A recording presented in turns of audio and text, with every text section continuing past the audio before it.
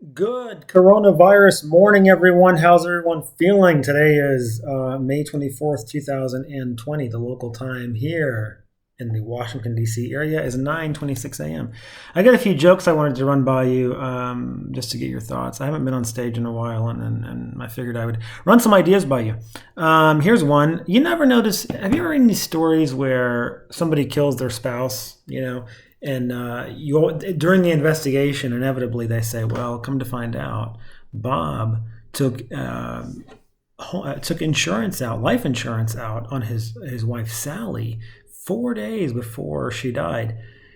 It's always like, look, if you're going to murder your spouse, do it right. Wait, get the life insurance. Wait 18 months to 2 years at least. But these idiots who decide to kill their spouse are doing it in a way that's like they got the life insurance policy, then 45 minutes later they're killing their spouse. Come on, like if you're gonna think about it. Don't just kill them. I'm not condoning killing your spouse. I'm not saying it's a good thing. My point is that if you're gonna do it, at least put a gap between you and the insurance. Because that's how they get caught. Okay, here's another one. Parenting in quarantine is like being on a flight with kids that never ever lands. It's just never ending. The pilot's like, look folks, I don't know when we're going to land, maybe never. And you've got like 18 kids on you, and there's milk and cereal, and by the way, when I fly with my kids, which I've done, and it can be pretty damn difficult. The thing that bothers me the most is after the plane lands and people walk by and go, "Oh, your kids were so sweet. They were so good during the flight." It's like, yeah, for you. You just sat in the back with your iPad and your gin and tonic and watched a movie. I sat up here with these animals and my iPad and gin and tonic. So that's another little joke that I think could be true for a lot of us. Here's another little silly line I came up with, and that is, I always feel really racist asking someone if they speak English, especially my cousins. Another one,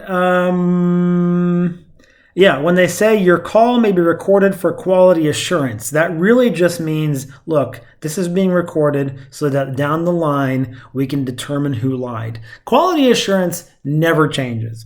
The other thing that drives me bonkers is when they say, please listen carefully as our menu options have recently changed. All right. First of all, I don't remember your menu options. I'm not writing them down. No one ever thinks about it or writes them down. You don't have to tell me your menu options have changed.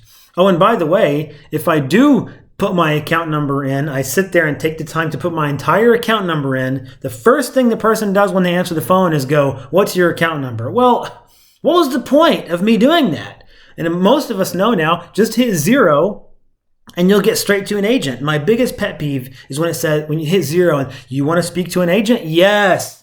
And then it goes, well, if you'll just tell me a little bit about the problem, I'll get you to someone who can help. And you go, agent. And it goes, you want to speak to an agent? Yes. Well, if you just tell me a little bit about your problem, my problem is your customer service sucks. And that's something that drives me crazy. Oh yeah, here's another one. Texting people nowadays. My wife gets annoyed if I text someone, or text her, and I don't text her like with the right emotion, or I don't use an exclamation point appropriately, or she tries to read emotion through my text messaging, and she'll say like, you seem like you're in a bad mood.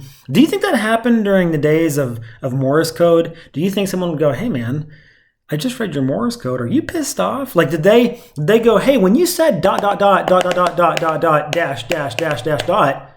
you seemed a little bit irritated. And you didn't put a ...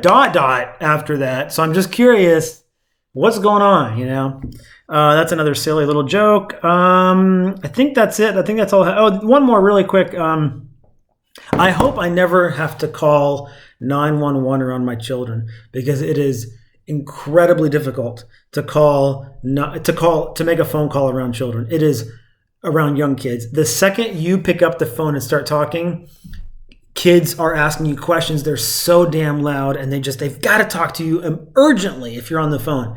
And so I'm thinking, well, if I ever have to call 911, I'm screwed because I'm going to be like, hey, yeah, look, I broke my leg. Sweetie, shut up for a second. I'm on the phone with the emergency services. No, I'm not talking to you. Hang on. Sweetie, okay, yes, just look, let me just call you back. Eventually, you just have to call 911 back. Anyway, those are a few premises I'm working on. Let me know what you think. I love you all. I hope you're doing well. I hope you're being safe. Please be safe out there during this coronavirus. Wear a mask. Wear 2 masks. As long as you don't just wear it on your chin and expose your nose like a lot of idiots are doing, or other people that just wear it on their neck. I don't know if they breathe through their throat. People that walk out and it's just like on their forehead. People are very confused about this mask stuff, and I wish nothing but the best for them. I hope they don't get any coronavirus or any other virus for that matter. But if you're going to wear the mask, wear the mask. If you're not going to wear it, don't wear it. But don't put it on your ears and your eyebrows and everywhere else. It doesn't work that way.